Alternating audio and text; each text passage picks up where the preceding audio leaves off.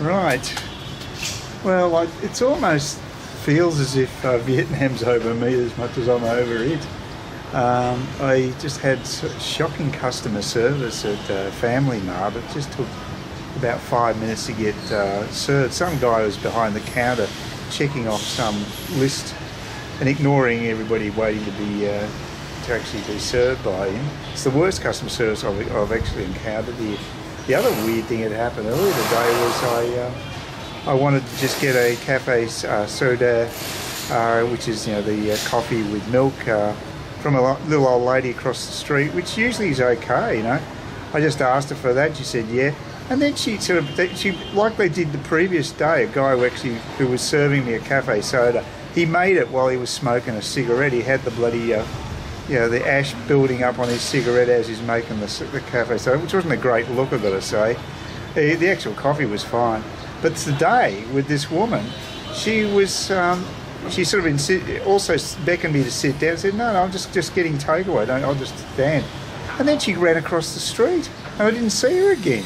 I waited a few minutes, and I don't know what she was doing. She had something in her hand. She was obviously getting something, but I just didn't know how long she was going to make me wait or what was going on. So I just walked. I felt bad about it because I didn't want to, she's probably not living on much, but you can't be that ill prepared. She had a chest of ice behind us. I don't know what was missing. She couldn't have done it then and there. She should have just said, no, I can't. So I went down the street and I actually got a cafe at another place run again by a middle-aged lady with her friend. Her friend was a bit cheeky. I don't know. She sort of kept making comments about my takeaway food. I don't know what was wrong with it, but she seemed to think there was something funny or weird about it. A very strange place. It just sometimes depends if you're in the mood, I guess. But I'm a bit over at this stage of the trip. I guess I've just been here too long, so I'm a bit jaded. It's the first time I can recall that, and I'm also fed up with people just walking out in front of me. The worst offenders are actually doormen, guards. They just sort of seem to meander outside of the hotels or whatever they're guarding. I guess they got plenty of downtime, and they just wander back and forth across the footpath, blocking people's ways. It's just a pain in the ass. I had some other guy who just ran into me, wasn't looking my way, and just ran into me, and that's happened twice in 2 days. It's all getting a bit much, to be honest with you. I'll be looking forward to just going to back to casual old Cairns, where life is a bit slower and you don't have all these ridiculous hassles. And quite frankly, I'm looking forward to it. I never thought I'd say that, because I generally find life in Oz fairly sterile compared to over here, but it's got to me a bit, and that's why I'm looking at an alternate location next time, and maybe even a shorter trip might be a way to go. It's strange for me, very strange for me to be saying these things. I don't quite know. I've had a few negative experiences this trip, I've got to admit, and maybe expectations had been built up over the years, and maybe I'm just getting too old for it. I don't know, just looking for something different. Maybe a new location altogether might be good. I'd love to go back to Tiaman Island and be on the beach, and that was something pretty special actually. So that might be worth doing too. But like I say, it's been a strange old day. It really has, and like I said, almost like they're out to get me. And it sounds very paranoid.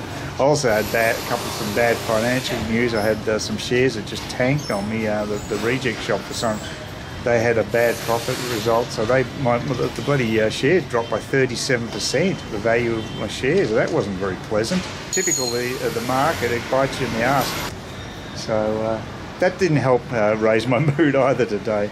But I am really looking forward to getting on the plane. It is probably the first time I'd say that. Usually I feel pretty sad leaving this place, but I think tomorrow I'll be fairly happy to depart. Very strange.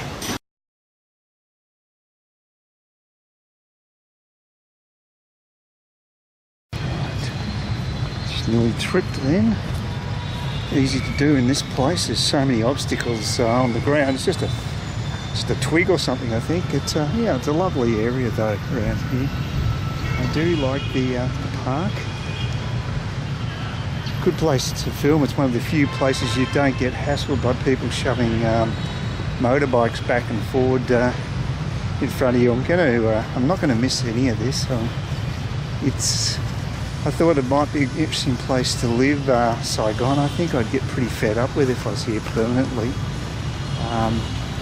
I would say that this trip might have been better if I'd actually just made it say a 2-week duration rather than the 4 weeks. So main good news is, I guess, that that my leg burn is actually recovering.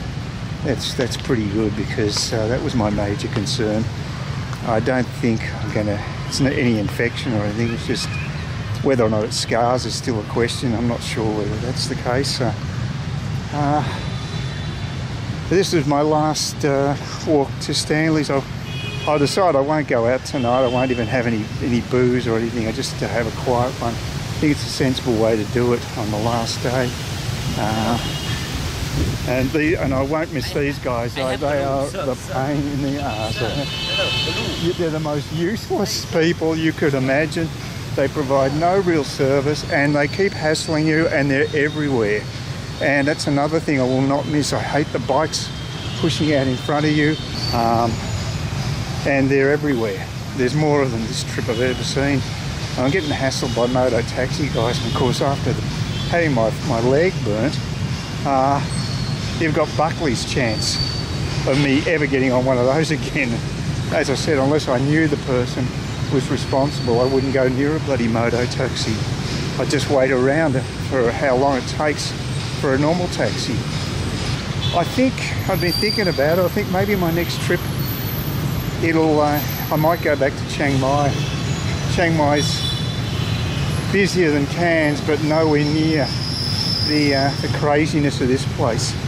Yet they've still got a lot of things going for them, for low cost of living, pretty friendly people, and excellent food. And it's got a lot going for it still, and I haven't been to Thailand for a while, and I actually also got my favourite dentist there as well. So I might do that in January. We'll see. Good time to get out of Cairns anyway. See this all with bloody traffic. I won't miss it.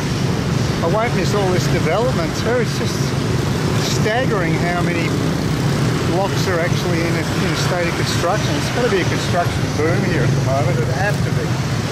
And you just wonder how this city's going to go if the boom goes bust, because, you know, it is just a frenetic amount of activity. See, there's another building just over there that's being constructed, so they're just everywhere. Everywhere you look. See cranes. So this is the road down to Stanley's place, and I'll get some food from him for the last. There you go, almost got written off then. It's a real jungle here with these bikes. They come from all directions. You know, it's just insane.